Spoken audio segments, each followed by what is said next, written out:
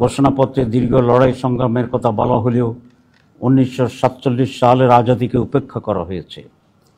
এতে পিলখানা হত্যাকাণ্ড, শাপলা হত্যাকাণ্ড, 28 অক্টোবরের হত্যাকাণ্ডের উল্লেখ নেই।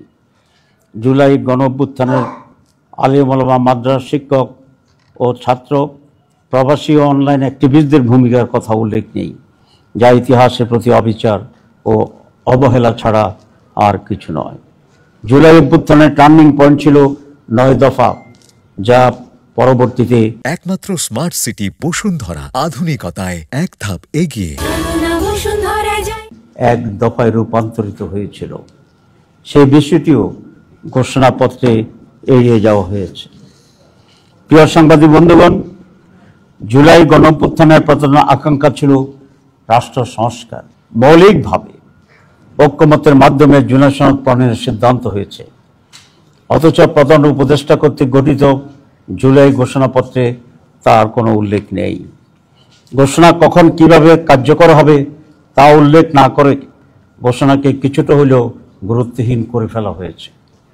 পরবর্তী সরকারের হাতে বাস্তবায়নের দায়িত্ব দেওয়ায় হাজার হাজার মানুষের আত্মত্যাগ, রক্তের বিনিময়ে অর্জিত জুলাই চেতনা ও আশাকাঙ্ক্ষা ভুলুণ্ঠিত হয়েছে। বাংলাদেশ জামাত ইসলামী গণঅভ্যুত্থান পরবর্তী সময় থেকে দেশে গণতান্ত্রিক শাসন ব্যবস্থা ফিরিয়ে আনা ও ইনসাফ ভিত্তিক দুর্নীতিমুক্ত সমাজ গঠনের লক্ষ্যে সংস্কার, গণহত্যার বিচার ও সুষ্ঠু নির্বাচনের দাবি জানিয়ে আসছে। সরকারের প্রধান উপদেষ্টাগত নির্বাচনের যে টাইমলাইন ছিল, জামাত শর্ত সাপেক্ষে এটাকে সমর্থন দিয়ে আসছে শুরু থেকেই। আপনারা জানেন, আমাদের মাননীয় আমির জামাত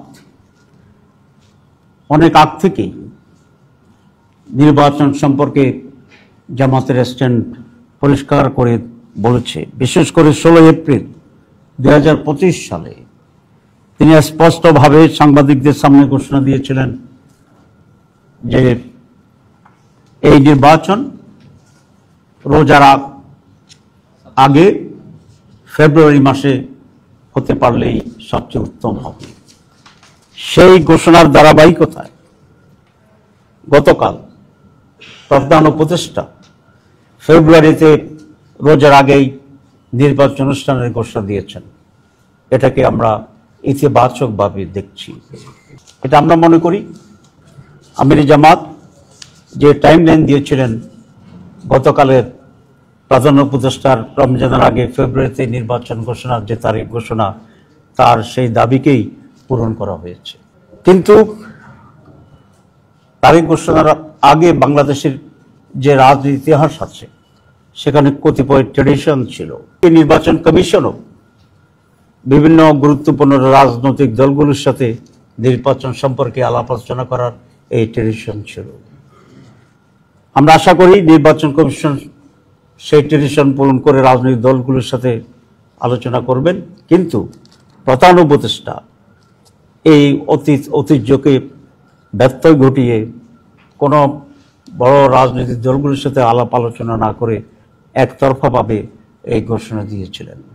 এটা খুবই ভালো হতো তিনি রাজনৈতিক দলগুলোর সাথে আলাপ করে একটা কনফিডেন্স এনে যদি এই ঘোষণাটি দিতে পারতেন। প্রিয় সাংবাদিক বন্ধুগণ, জামাত ইসলামী একটি নির্বাচনমুখী দল। অতীতের সকল গ্রহণযোগ্য নির্বাচনে জামাত ইসলামের অংশগ্রহণ ও প্রতিনিধিত্ব ছিল, সংসদে প্রতিনিধিত্ব ছিল। সাদেশে জামাত ইসলামী নির্বাচনের প্রস্তুতি চলছে। আমরা লক্ষ্য করছি নির্বাচনের উপযুক্ত যে পরিবেশ থাকার কথা ছিল তা সরকার এখনো নিশ্চিত করতে পারেনি। এজন্য প্রধান উপদেষ্টা ঘোষিত টাইমলাইন অনুযায়ী অবাধ, সুষ্ঠু, নিরপেক্ষ ও গ্রহণযোগ্য নির্বাচন করার জন্যই জুলাই সনদের ভিত্তিতে আগামী নির্বাচনের ব্যবস্থা গ্রহণ করতে হবে। এ লক্ষ্যে জাতীয় ঐকমত্য কমিশন যে জুলাই সনদ প্রণয়নের প্রস্তুতি নিচ্ছে, বর্তমান অন্তর্বর্তী সরকারকে তার আইনি ভিত্তি দিতে হবে এবং এই সনদের ভিত্তিতেই আগামী নির্বাচন অনুষ্ঠান করতে হবে, অনুষ্ঠিত হইতে হবে।